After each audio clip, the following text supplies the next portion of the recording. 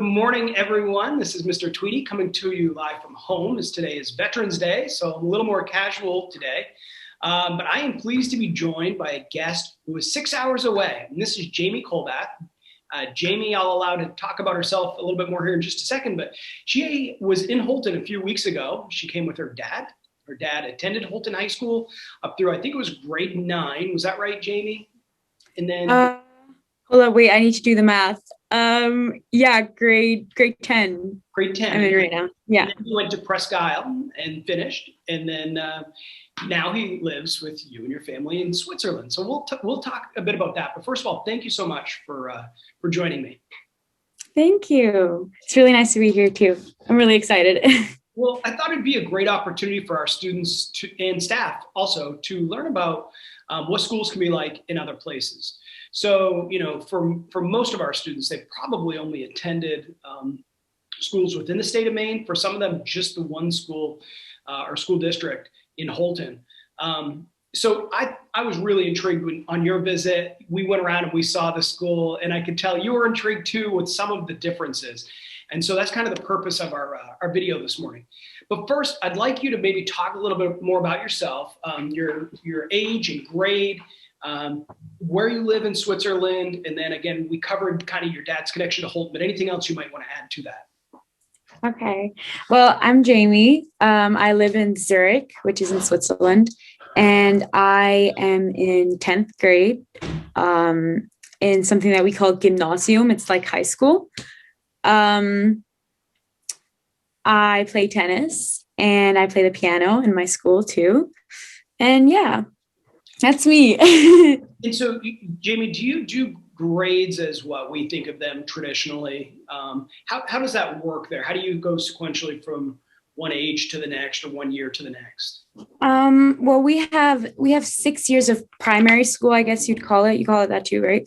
Yep. And then after 6 years, we decide. So there's kind of two paths that you take. You either take a test and decide to do 6 more years of school, which is more preparation for going to college or university, or you do not take a test and then you go into something that we call secondary school.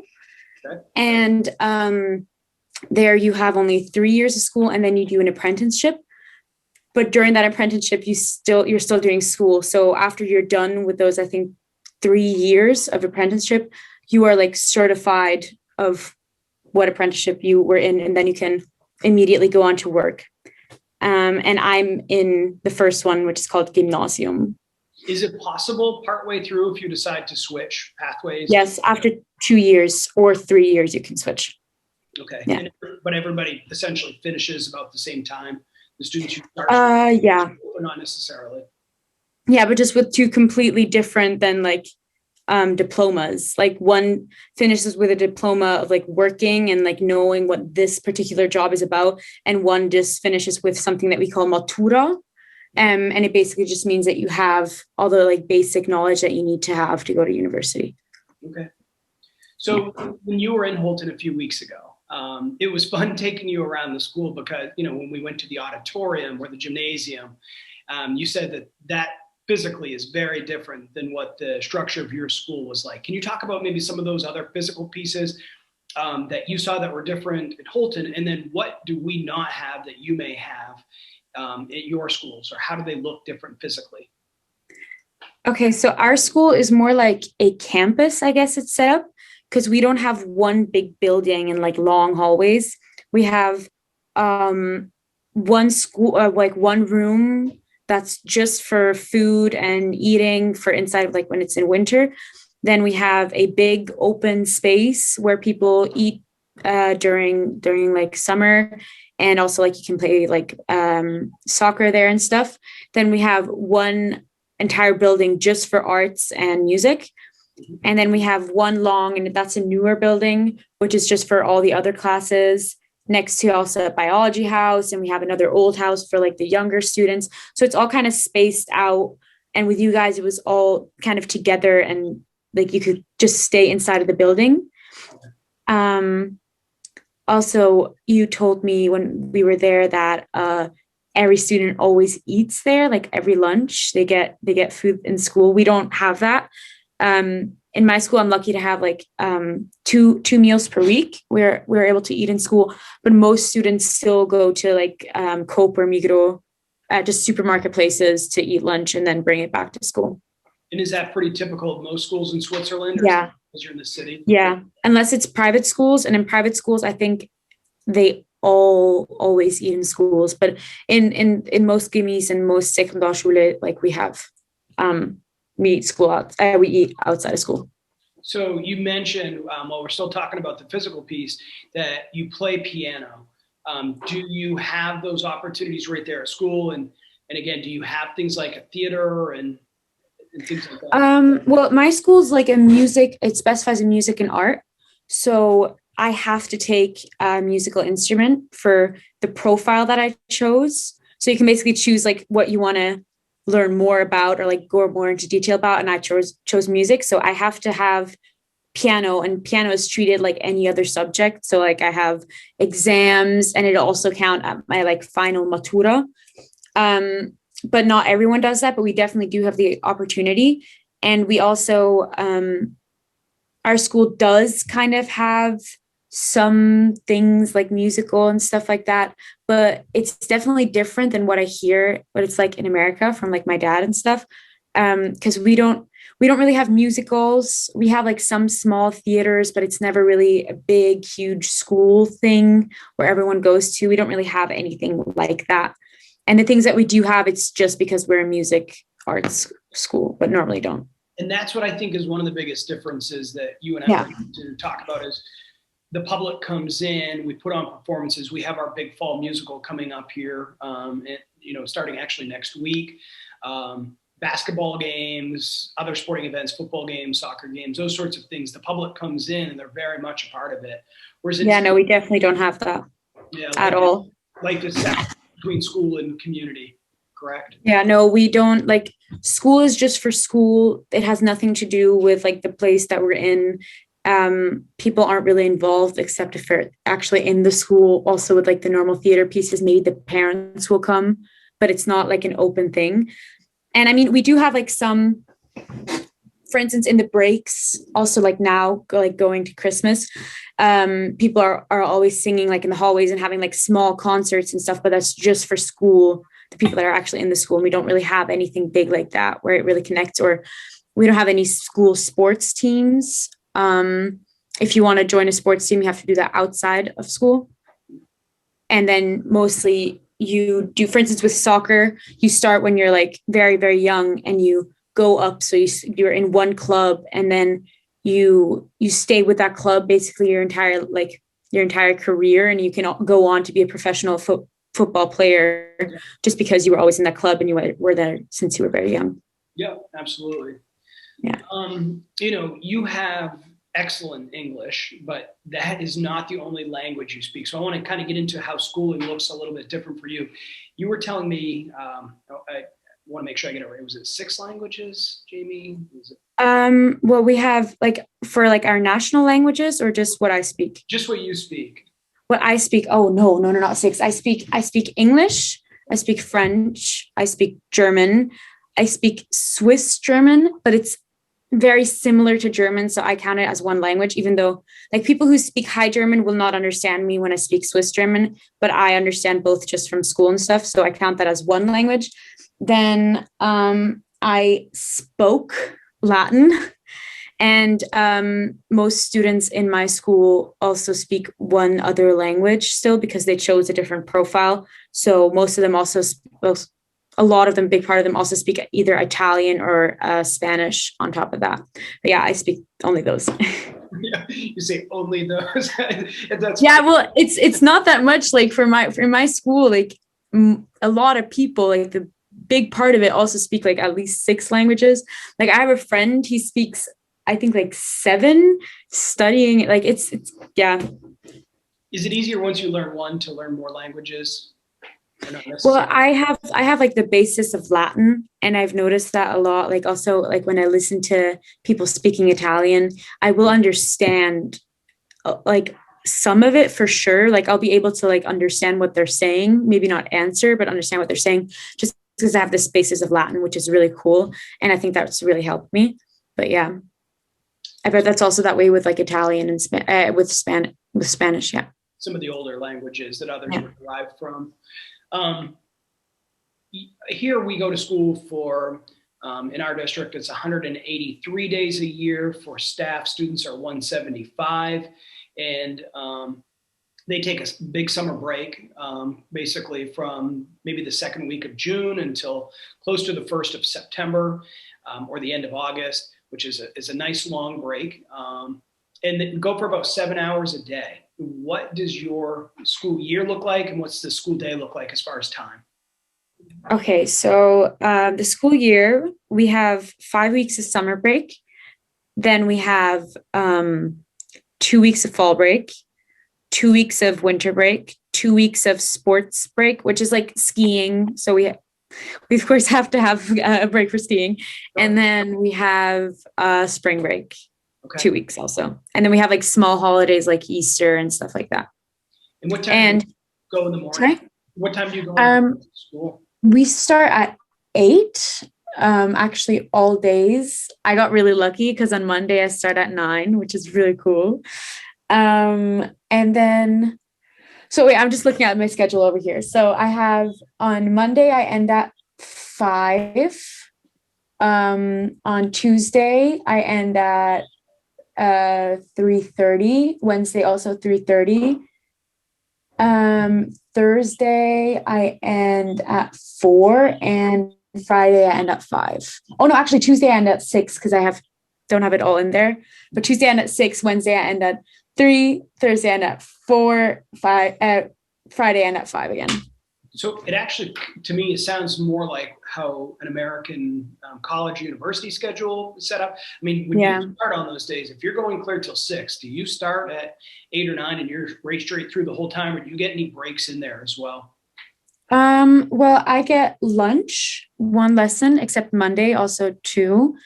And then, for instance, on Tuesday I go till 6, but only because I chose like other things. So I have something that we call Freifächer, which is just extracurricular activity that you can choose, like other instruments and things like that. So I have that. So that's the only reason why mine goes so late, because I have like this other time slot in there, but the others don't have that.